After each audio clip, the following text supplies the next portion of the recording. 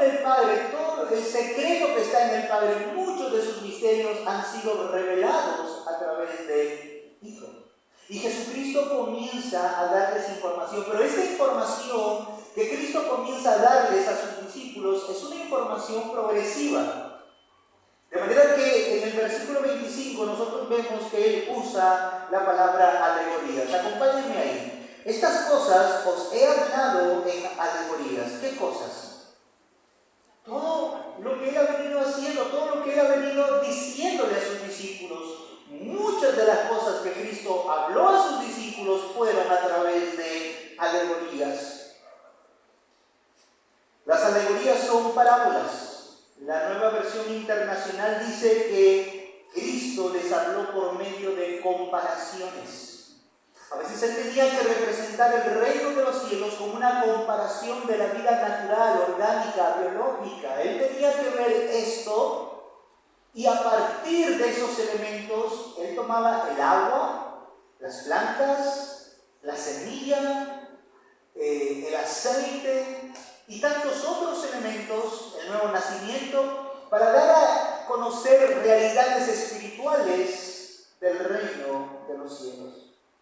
Pero muchas veces sus discípulos no podían entenderlas porque eran comparaciones, eran alegorías y no podían entenderlas.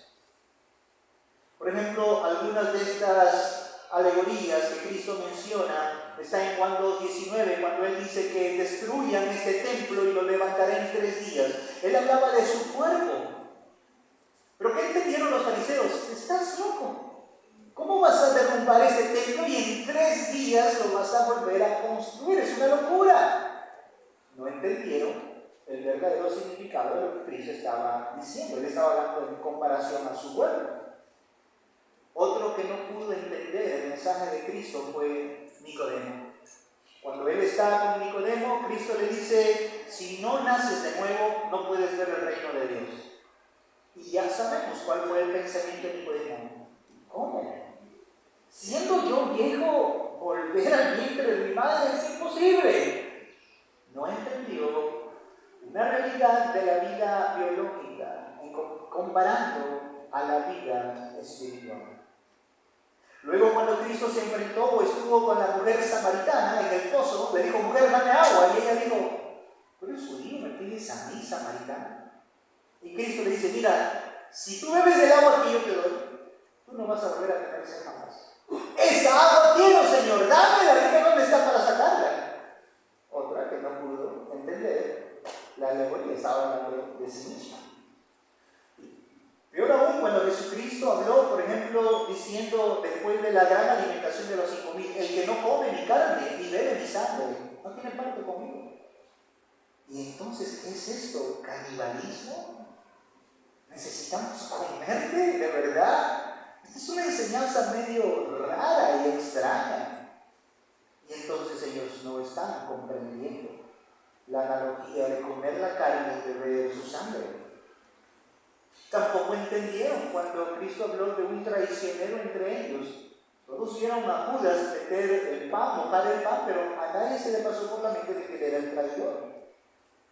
Y la última alegoría, la última forma, la última manera en cómo Él les habló de esta forma de alegoría, fue cuando Él les dijo: un poquito de tiempo y no me veréis. Otro poco y me veréis. Y los discípulos están ahí diciendo: ¿y qué es esto? Escuchen lo que dice San Juan, capítulo 16, en ese ejemplo.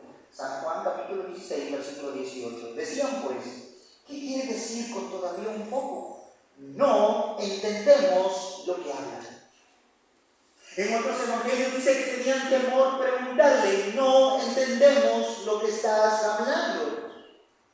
Y es que ellos no están preparados para recibir una información grande en cuanto a la persona del Padre, porque no es un ser fácil, no es un ser diminuto, es el Dios extraordinario. Si yo quiero investigar este celular, el investigador se vuelve el jefe y este celular es el objeto de la investigación. Yo soy por encima de este aparato. Yo lo desarmaría, o si quisiera estudiar una molécula, la llevo al microscopio y comienzo a estudiar estudiar sus partes y comienzo a sacar mis conclusiones, quien dirige la investigación es uno mismo. Y los demás, todos los demás son componentes a ser investigados. Pero, cuando se trata de Dios, es imposible que nosotros seamos jefes de la investigación. Al contrario, ahí somos súbditos, porque Él es el creador. Entonces, nosotros no podemos hacer de Dios el objeto de investigación. Él nos conoce, amén.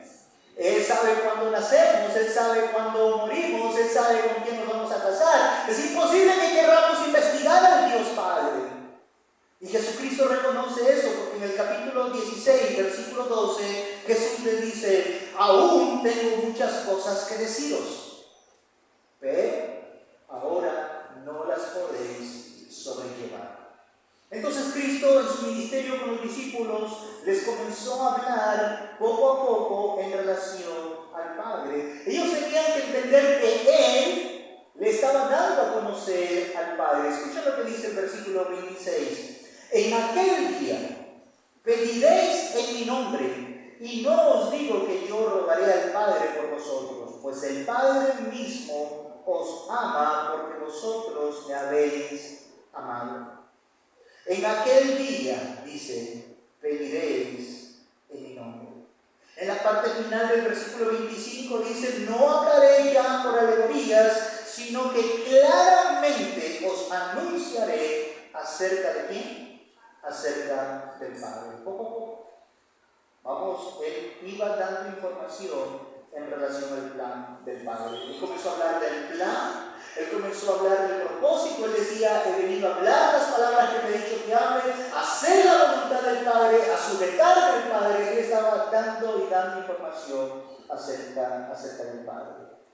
Los discípulos no estaban preparados para entender cómo es posible que un carpintero de un pueblo llamado Nazaret, que casi ni se menciona en el Antiguo Testamento, sea el creador del mundo.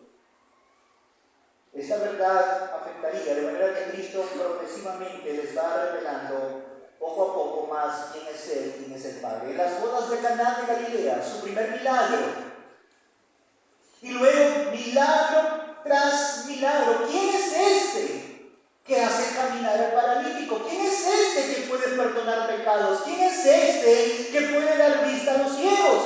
Los milagros apuntaban a una realidad mucho más grande. Y después Cristo en palabras dice: yo soy el agua de vida, yo soy el pan de vida, yo soy la luz del mundo. Y estos yo soy va creciendo en relación a quién es Él y quién es el Padre. Y una de las cosas que Cristo quiere que los discípulos sepan en relación al Padre es esto, y este es mi primer punto: el Padre les ama. El Padre les ama. Y en ese amor ellos pueden ir al Padre y orar en su nombre. Dice el versículo número 26: en aquel día pediréis en mi nombre. Hasta ese momento ellos no habían orado en el nombre de Jesús. Todas las peticiones que ellos querían, ¿a quién se lo pedían? A Cristo. Maestro, Maestro, Señor. Y todo era Cristo. Pero Cristo dice: en aquel día, cuando ya no esté con ustedes, cuando venga el Espíritu Santo en mi ausencia, en aquel día ustedes pueden pedir en mi nombre. Y no os digo que yo rogaré al Padre por vosotros, pues el Padre mismo os ama. ¿Están enseñando ese texto que Cristo no ora por los creyentes? No. Porque próximamente en el capítulo número 17 lo que nosotros vemos es que Cristo intercede por los suyos. Pero lo que Cristo les está diciendo es: no va a ser necesario que físicamente esté con vosotros. Ustedes pueden pedirle al Padre y el Padre, pueden pedir al Padre en mi nombre y el Padre va a contestar. ¿Por qué? Porque el Padre les ama. Una de las falsedades horrendas del catolicismo romano, dice MacArthur, es que Dios lo presentan a Dios como un Dios indiferente y duro. Esta es una blasfemia. Y el catolicismo romano presenta a un Dios indiferente y duro, como un látigo en la mano. molesto y enojado.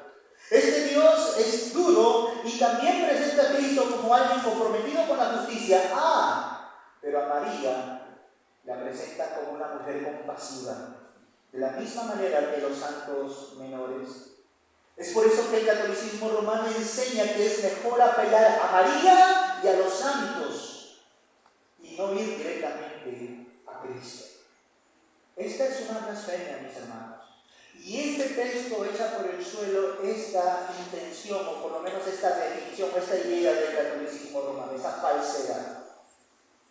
En Cristo, por medio de Cristo, luego de tener al Espíritu Santo, ustedes pueden ir al Padre y pueden orar en el nombre de Jesús directamente al Padre porque Él los ama. El Padre nos ama. El Padre no es una persona dura allí, Él nos ama. Las Escrituras dicen en 1 de Juan 4:10, otro texto paralelo, o otro texto para confirmar esa verdad, dice, en esto consiste el amor. No en que nosotros hayamos amado a Dios, sino en que Él nos amó a nosotros y envió a su Hijo en propiciación por nuestros pecados. El Padre nos ama. No es que nosotros le amamos primero a Él. El testimonio general de las Escrituras es que Él nos ama y por eso envió a Cristo. Ahora, en contraposición a la doctrina católica romana de que es necesario ir a María, es necesario ir a los santos para que ellos toquen el manto de Dios el Padre e intercedan, las Escrituras enseñan algo muy diferente. Y escuchen esto. Las Escrituras enseñan el sacerdocio universal de todo creyente. ¿Dónde vemos el sacerdocio universal de todo creyente? Primera de Pedro, capítulo 2, versículo 9, dice así. Este es el testimonio. Mas vosotros sois linaje escogido, real sacerdocio. No somos sacerdotes según el orden de Aarón ni de los levitas. Somos sacerdotes porque Él nos ha abierto, después de la cruz, Él nos ha dado el acceso para que nosotros podamos ir directamente al Padre. El Padre nos ama. Podemos nosotros acercarnos a Dios porque Él ha hecho de nosotros un real sacerdocio. Tú eres un sacerdote. Tú puedes orar directamente al Padre.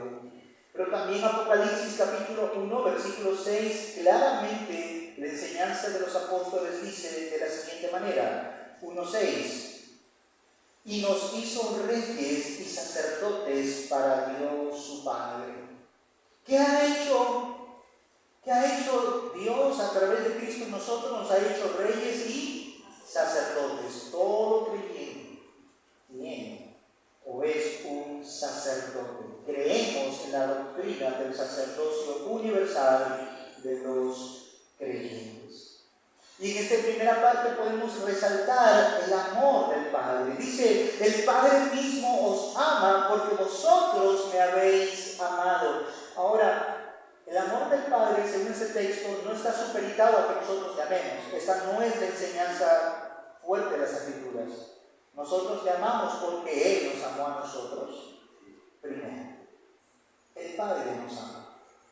Y esta es una revelación en la que los discípulos tienen que confiar. Esta es una revelación en la que ustedes, hermanos amados, deben de confiar en orar porque el Padre le ama. Lamentablemente, desgraciadamente, la gracia de la oración es un privilegio que no usamos comúnmente. Es un privilegio que está relegado a una segunda, a un tercer paso, porque lo primero que yo quiero hacer es, en mis fuerzas, arreglar este problema. Quiero arreglar cómo se puede arreglar la situación del Perú, cómo se puede arreglar mi matrimonio, cómo se puede arreglar mis relaciones. Pero en las Escrituras, lo primero que vemos es que tú y yo podemos ir al Padre en el nombre de Jesús porque nos ama. Y es lo último que muchas veces hacemos y deberíamos avergonzarnos y arrepentirnos de esto. Hermanos, cuán bueno es Dios. ¿Cuántas lenguas hay alrededor del mundo? ¿Cuántos idiomas?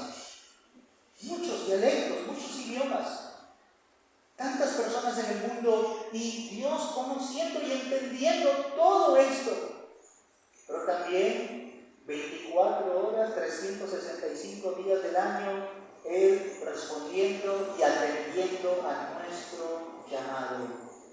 Hermanos, oremos. Esta semana tuvimos un tiempo de oración. Hemos visto la situación de nuestro país. Oremos. Ay, pastor, qué sencillo es tu petición. No, no es sencillo, es una realidad. Oremos. Hemos cantado eso en el primer Salmo 121. Alzaré mis ojos a los montes. ¿De dónde va a venir mi socorro? ¿Mi socorro viene de Inglaterra, de Estados Unidos? ¿Mi socorro viene de ver los países modernos y ver qué ellos hacen por nosotros? La OEA o la ONU que intervengan, de ahí viene el socorro de la iglesia. ¿De dónde viene nuestro socorro? De Jehová, que hizo los cielos y la tierra. Pero a veces creemos que el socorro es un sistema, es un hombre, es un país, es un ejército. Hermanos, dice el Señor, no es con espada ni con ejército, con mi espíritu, ha dicho Jehová de los ejércitos. Oremos, hermanos. Y estábamos orando y convocamos a una reunión de oración por emergencia. Queremos orar. Qué gratificante ha sido para mí orar con 56 personas allí. Siendo que la membresía de nuestra congregación es de 130 más, pero solo 56. No me digas nada. No te estoy juzgando. Si tú ese día no pudiste orar, y la excusa tú se la puedes dar al Señor Jesucristo, y Él entiende, yo no tengo ningún problema con eso. De hecho, no es un castigo, es un privilegio tener que orar, hermanos. Amén. Es un privilegio. Y Cristo les está diciendo aquí a sus discípulos, en aquel día ustedes pueden pedir en mi nombre. Ustedes pueden orar y el Padre que los ama, los ha de escuchar. Lo segundo que podemos ver en nuestro pasaje es que en esta parte ya final del discurso, Jesucristo habla de la fe de los discípulos. La fe del discípulo vence al mundo. La fe del creyente vence al mundo, pero la fe también es progresiva. La fe tiene que ir creciendo sustancialmente en la medida que yo recibo y conozco más de mi Señor. Y por eso leemos en el versículo 27, en la parte B, Cristo dice, y habéis creído que yo salí de Dios. Punto. Esto es importante. Cristo está resaltando la fe de los discípulos. Ustedes han creído que yo salí de Dios. Eso es un buen paso. Este es el inicio de la fe. Esto es muy importante. Ahora, esa fe tenía que seguir creciendo, por supuesto que sí. La fe tiene que ir creciendo en la medida que recibo más del Señor. Ahora, ¿en qué creyeron ellos? Déjame decirte que lo que ellos creyeron es muy importante para nosotros. Si nosotros no creemos lo que ellos creyeron, estamos en problemas. No somos salvos.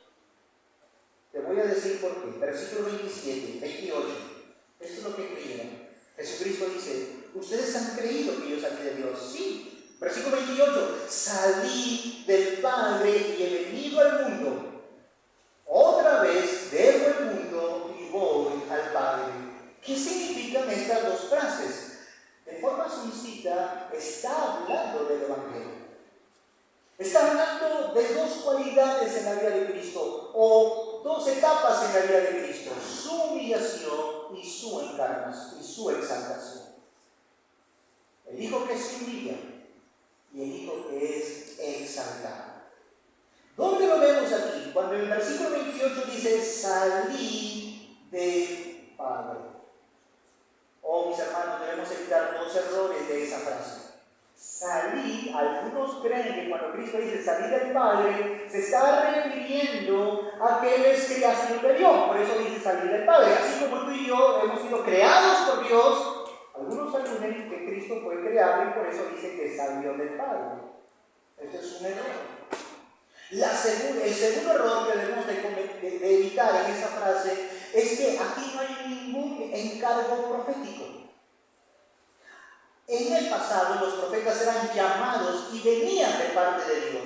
Cuando Amós estaba trabajando, dice las escrituras que él era un boyero, él estaba con los animales allí y el Señor lo llama y le dice, ven y profetiza. Él sabe, él es llamado por Dios y es enviado para profetizar. Bueno, eso no es el sentido de la palabra salir de Dios. Aquí hay algo mucho más sustancial. Salir de Dios presenta el hecho de que el Hijo es eterno. Hermanos, entendamos esto. Yo no sé si tu corazón se emociona con esta verdad, pero Cristo es eterno. Él no viene como un encargo profético. Él no viene como una criatura creada. Él es el Hijo eterno de Dios. Él sale del Padre. Y quiero decirte además lo siguiente. Si hay una frase en la boca de Cristo que nos metió en serios problemas al punto de llevarlo a la cruz, fue precisamente esa frase. Es que el judío no tiene problema que Jesús cite el Antiguo Testamento, pero que Él esté diciendo constantemente que Él sale del Padre, y la siguiente frase dice: he venido al mundo, he salido del Padre. Eso a los judíos les enfureció. ¿Cómo te haces igual a Dios? Ellos entendieron la profundidad de esta frase. No era un encargo, no era una creación, es nada más y nada menos que el Hijo eterno de Dios.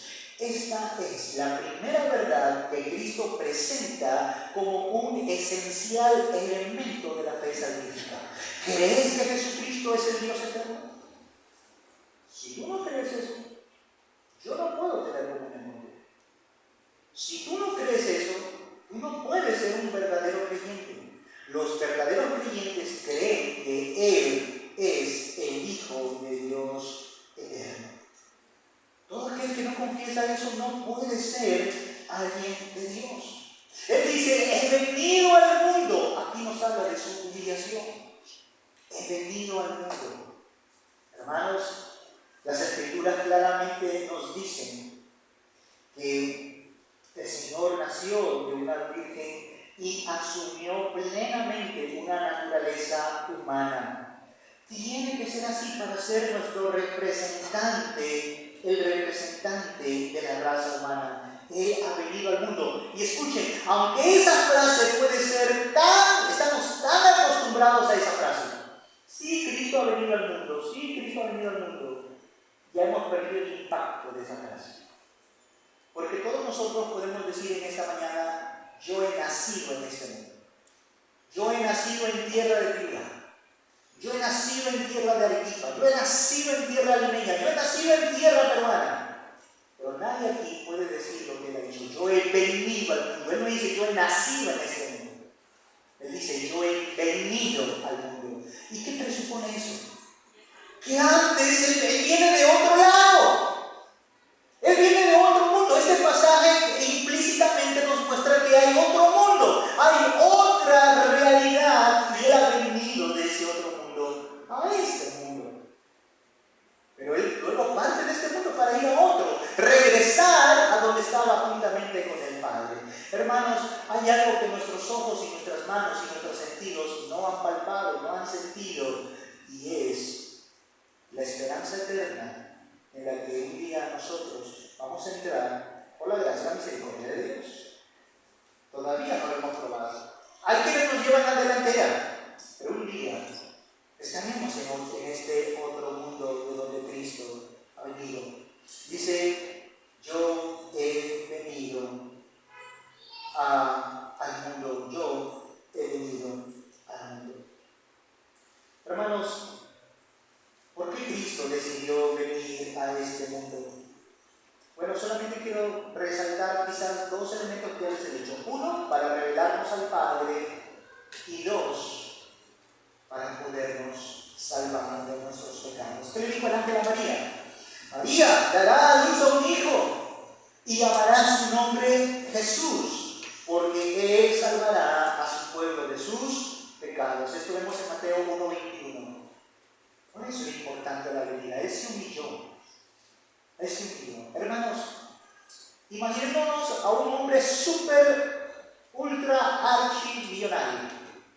A ver, alguien que esté pendiente de eso. ¿Quién? Imaginémonos a un hombre súper millonario. Imaginémonos ahora la tierra más pobre. Imagínense que ese millonario decida irse a la tierra más pobre aquí, en este mundo. Para vivir entre los pobres. ¿No? Uno apenas se lo imagina. Lo que pasó con Dios es algo mucho más que eso. Él es el creador, el rey, el todopoderoso, el que conoce lo que piensas ahorita. El que te puede quitar la vida ahorita. El que conoce tu corazón. El que sabe el día en que vas a morir. Este Dios decidió venir a este planeta, a esta tierra y hacerse carne. Esto nos habla de la humillación de Cristo. Pero también la otra parte es la exaltación. Versículo 27 en la parte final, 28 en la parte final. Dice Cristo, otra vez dejo el mundo y voy al Padre. Otra vez dejo el mundo y voy al Padre. ¿Cómo iba a ir al Padre? A través de la muerte violenta de la cruz. La cruz no iba a ser la muerte de un criminal, sino que la cruz iba a ser el camino de vuelta al Padre. La cruz sería el camino de vuelta al Padre. La crucifixión no le fue impuesta a Cristo en contra de su voluntad. Al contrario, vamos a ver en el Evangelio que Él se entrega. Porque Él dijo, nadie te quite la vida, yo de mí mismo la pongo. Yo de mí mismo la pongo. Luego de que Cristo ha demostrado esta verdad, su humillación y su exaltación, los discípulos llegan en el versículo 29, ellos están atentos, escuchando allí, y dicen, ¡wow! He aquí, hablas claramente y ninguna alegoría dices. ¡Qué bueno!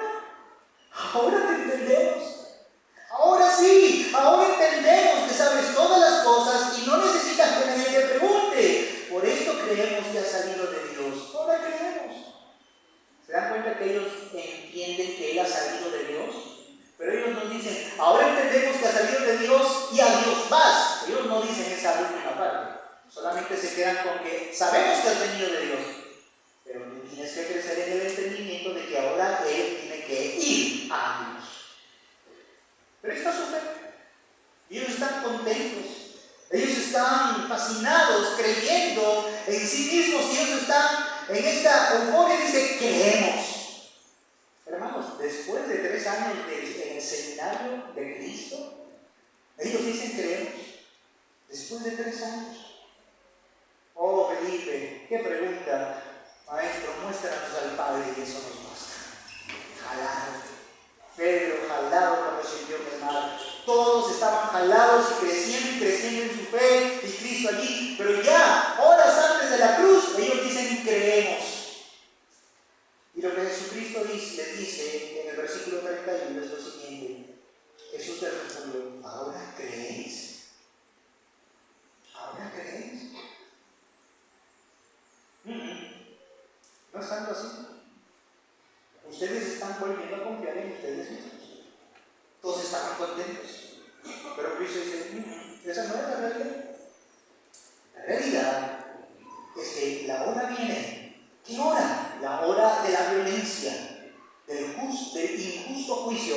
Esa hora viene y ha venido ya. Judas estaba acercando con la comisión para arrestar a Jesús. Cristo dice, viene la hora y ha venido ya en que seréis esparcidos cada uno por su lado y me dejaréis solo. Mas no estoy solo porque el Padre está conmigo. Hermanos, la fe es importante y los discípulos tenían fe. Sin embargo, la fe de ellos, al igual que la de nosotros en este lado de la eternidad, tiene que ir creciendo. Muchas veces es humano. Yo creo, Señor, yo te amo. Vamos a probar tu fe entonces. Es necesario que tu fe sea probada. Mis hermanos, es fácil creer aquí. Todos tranquilos, es fácil. Pero cuando llega la aflicción que nos habla el versículo 33, en el mundo tendréis aflicción, la fe comienza a ser probada. Porque la palabra aflicción viene de la palabra griega que significa apretar. es apretar, es ponerte contra la pared, es exprimir. Esto es aflicción. A tal punto que tú te vas a ver entre la pared aplastado, exprimido, y lo que vas a hacer es correr como ellos. Viene la aflicción, dice Cristo. Y es necesario, hermanos, cuando tu fe sea aprobada, dar gloria a Dios. Esa es una oportunidad en que tú puedes confiar y glorificar al Señor en medio de tu fe. Quiero leer 1 de Pedro 1, 6 al 7, porque Pedro entendió el mensaje de Cristo y escucha lo que dice.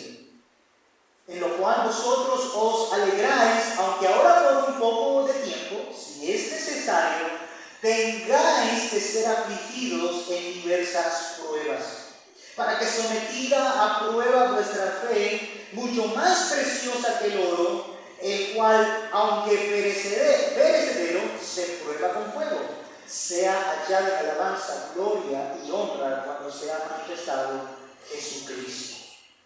Toda fe auténtica tiene que ser probada. Toda fe auténtica tiene que ser probada. Yo te pregunto, ¿crees realmente tú todo lo que Jesucristo dijo? ¿Crees en esto que Jesucristo ha dicho en sus promesas? ¿Creemos realmente en Él? Es importante esto, porque los discípulos descubrirán pronto que ese, ahora creemos, ya estamos aprobados en la universidad de Cristo. Cristo dice, no, vamos a salir jalados, pero viene aquel día que ya no será así. Y mis hermanos, luego de la resurrección, los discípulos no fueron más incrédulos. Luego de eso, ellos murieron y dieron su vida por la causa de Cristo. Pero aquí ellos fueron esparcidos, y esa palabra es importante para mí. Ellos fueron esparcidos. ¿Qué es lo primero que te pasa o que te ocurre cuando la aflicción viene a tu vida? Yo te voy a decir, te vas a iglesia. Me voy de la iglesia. En vez de quedarte en medio de los santos, lo mejor que ellos pudieron haber hecho es quedarse juntos como discípulos, confiando en el Señor, por supuesto. Pero más fácil es salir corriendo, ser esparcidos. El último lugar donde tú quisieras quedar o estar es en una iglesia en medio de tu aflicción. No voy, pastor, hasta que se me pase, hasta que las cosas mejoren. Aquí recién voy a ir. Mis hermanos, tengamos en cuenta esto. Este pasaje nos dice o nos habla de otra realidad en cuanto a la fe. Dice, me dejaréis solo, mas no estoy solo, porque el Padre está conmigo. Si la iglesia de Jesucristo desde Israel, desde Jerusalén ha llegado hasta Barranco, no ha sido principalmente por la valentía de los hombres, todos han sido debilitados en su fe y algunos han flaqueado en su fe. Si estamos aquí es porque Dios el Padre ha honrado la obra de Cristo. Ha sido Dios el Padre honrando la obra de Cristo. El Padre ha estado con Cristo siempre. Y esto nos habla de una gran realidad. En última instancia, la iglesia y el avance de la iglesia no depende de nuestra valentía, de nuestra determinación. El avance de la iglesia depende de Dios, quien sostiene su obra. Depende de Dios. Por eso es pecado que idolatremos a los hombres. No mires al pastor fulano de tal y fulano de tal. Yo me levanto como este predicador, almuerzo y me acuesto, que bendecidas. Cuidado, no idolatres a las personas, porque te puedes desilusionar, porque la fe todavía es débil. Si estamos aquí, y vuelvo a repetir esa verdad, y voy a ser constante en eso, es por la gracia de Dios, es porque Dios está sosteniendo a su iglesia y así va a ser siempre. Así va a ser siempre. ¿Dónde encontró Cristo las fuerzas para mantenerse firme? En el hecho de que el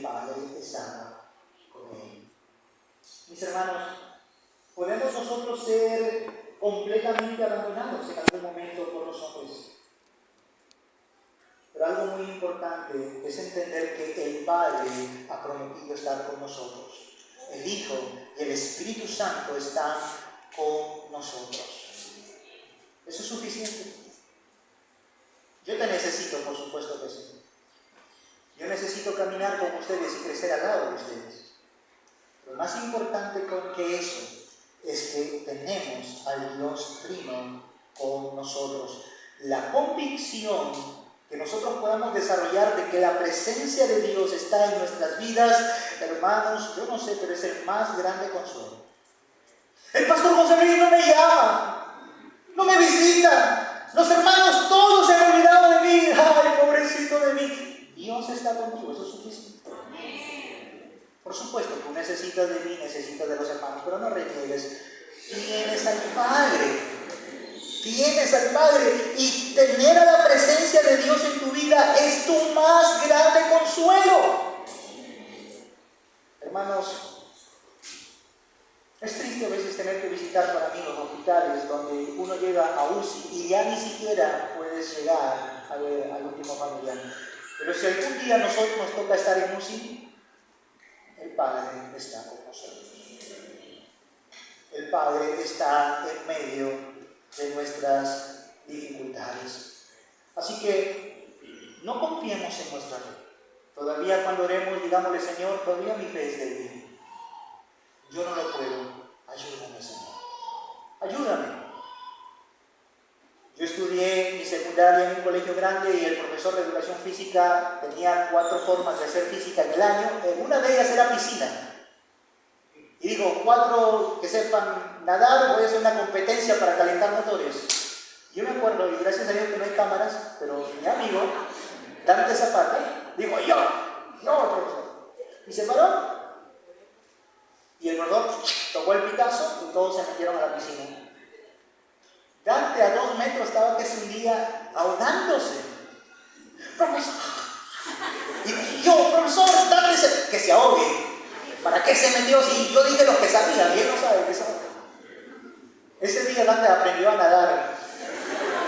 Y salió por un extremo y no llegó a la meta. Eso estaba pasando con los discípulos. Nosotros creemos, nosotros podemos. Pero cuando se tiraban a la piscina salían por un lado, no llegaban a la meta. Pero a veces pensamos que nosotros sí podemos. Mis hermanos, roguemos al Señor porque todavía somos débiles, que la fidelidad de Dios siga sosteniendo nuestros pies, siga sosteniendo nuestras vidas. Amén. Finalmente llegamos al versículo número 33 para hablar de la victoria de Cristo. Y Cristo da estas últimas palabras, cierra el discurso. Lo que para nosotros ha sido 6 sermones quizás, esto ha sido un tiempo de 1 o 2 horas. No ha sido más, ha sido una noche. Y Cristo dice, estas cosas os he hablado para que en mí tengáis paz. A ver, vamos acomodando eso. Nos has hablado de que el mundo nos aborrece. Nos has hablado que vas a morir. Nos has hablado de todo lo que nos espera.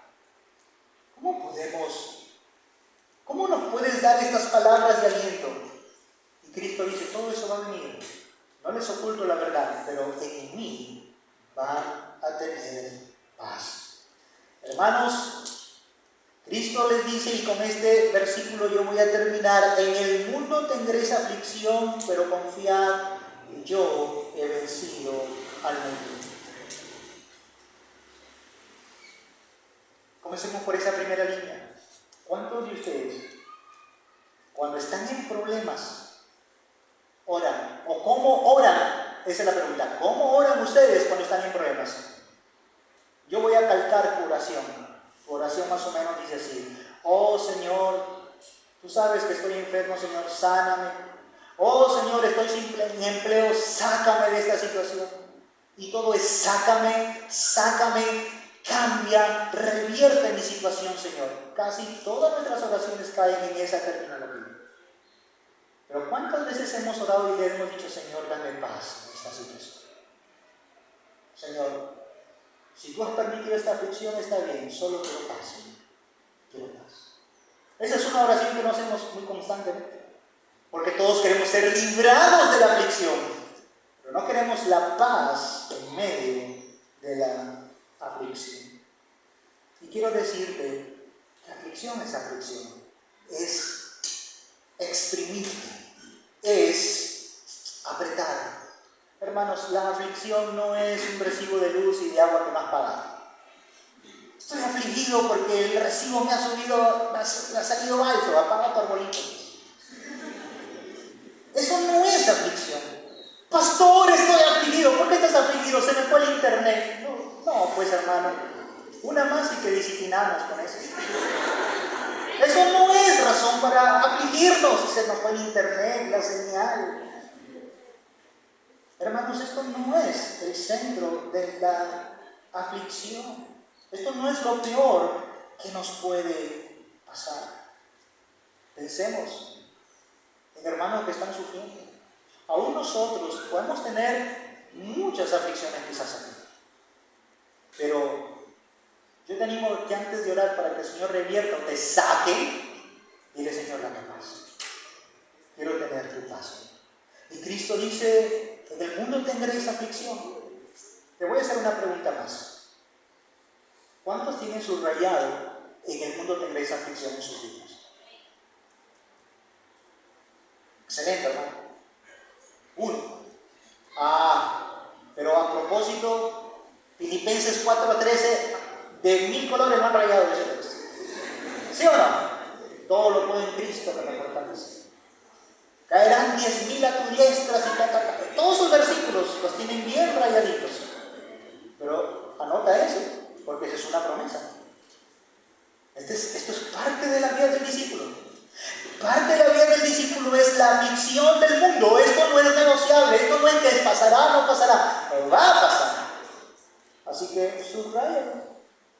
En el mundo tendréis aflicción. Pero luego, el texto claramente dice, y nos habla de la victoria: yo, confiad, yo he vencido al mundo.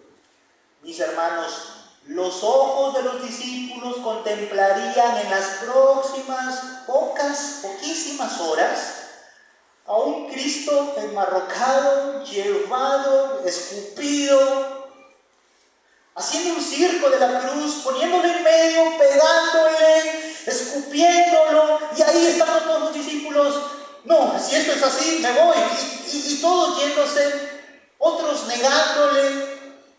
¿Cómo podemos confiar en Él si el mundo le está venciendo a Él? No. En la sabiduría de Dios, esa era la forma en que Él tenía que vencer al mundo. Un Cristo débil. ¿Cómo es posible? Los discípulos verían estas imágenes, verían a Cristo siendo derrotado. Pero sin embargo, Cristo habla aquí de que Él vencería al mundo. Y créame, Cristo ha vencido al mundo. Quizás nosotros podemos ver estas palabras como palabras de frustración. Hay frustración en todo este discurso. ¿Cómo me puede animar este discurso si lo único que veo es traición, odio, la gente me va a seguir? ¿Cómo puede haber ánimo en este discurso? No, este discurso realmente es de ánimo. Oh, mis hermanos, pero este discurso es de: confía que Él ha vencido ya. Él ha vencido. Cristo ha vencido al mundo. Cristo ha vencido al mundo. Y eso nos debe llevar a nosotros a depender, a estar en completa dependencia en la obra de nuestro Señor Jesucristo. Él dice: confiad, yo he vencido al mundo. Él no está diciendo: confíen que si yo he vencido, ustedes también vencerán. Él no está diciendo eso. Él está diciendo: confíen, yo he vencido al mundo. Dicho de otro modo, mi victoria es vuestra victoria. Primera de Juan 5, 4 y 5 dice: porque todo lo que es nacido de Dios vence al mundo.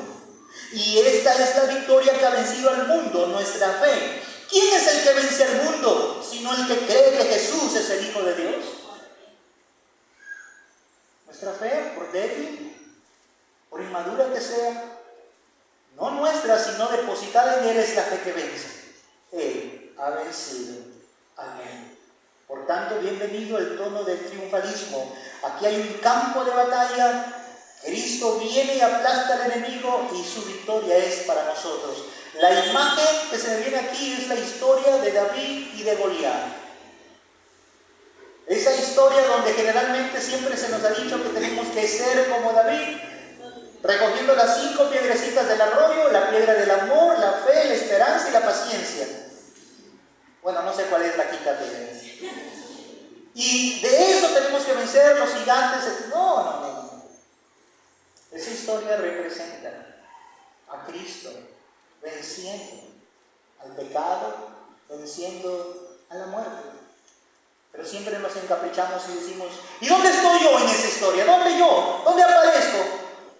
Bueno, tú eres el pueblo de Israel que está por ahí escondido con las piernas que tiemblan allá, esperando a ver qué hace nuestro Dios y Salvador. Bueno, Él venció. La victoria de David fue la victoria de todo el pueblo.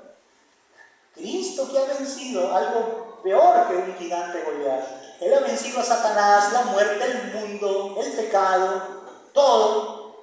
Su victoria, mis hermanos, es nuestra victoria. Amén. Quiero terminar con un pensamiento en esta tarde. Aquí hay una gran diferencia entre el cristianismo y la vida moral de cualquier religión. Los religiosos a la vida de la religiosidad moral presentan o nos presentan a nosotros algo que nosotros podemos lograr, algo que tú puedes lograr. Solamente necesitas empeñarte en hacerlo. ¿Quieres ser lo que quieres ser? ¡Hazlo! ¡Adelante! Tú puedes seguir adelante. Solamente dilo con tu boca. Créelo. Esfuérzate. Cree en ti. Es la religiosidad del hombre. El cristianismo es diferente. El cristianismo es: vive para aquel que ha vencido por ti. Vive tu vida para aquel que ya ha vencido por ti. Yo no necesito hacer nada, hermanos. Cristo lo ha ganado todo. Amén. Cristo lo ha ganado todo. Él ha vencido. Y por eso que quiero repetir el título de mi sermón: confiar. Él ha vencido. Vamos a ver. Bendito Padre que estás en el cielo, sabemos, Señor, que no hubo nada en la tierra de los mortales que traiga dificultad a tu plan. No hubo nada que pudiera obstaculizar la victoria de nuestro bendito Señor. Nada. Creemos que Cristo, nuestro Salvador y nuestro Señor, vive y reina. Y ha vencido. Y Él viene por nosotros a tomarnos. Somos de Él. Pertenecemos a Él. Oh Padre, hay un mundo mejor que las luces de este mundo. Hay una vida mucho mejor y más plena que esta que ahora tenemos. Hay una vida a tu lado, Señor. Permítenos, Señor, crecer en fe, en tu palabra, en tus promesas. Que a través de nuestra fe en ti, nuestra débil fe, podamos vencer, Señor. Que podamos seguir caminando, creyendo que al final del día tú nos tomarás para estar contigo para siempre. Gracias por esta iglesia, el Señor. Te ruego que sigas haciendo tu obra, porque hay muchos, Señor, que todavía están batallando y sufriendo. Y ese sufrimiento es aquí y será en la eternidad, si no confían en ti. Ten misericordia de ellos en Cristo Jesús. Amén.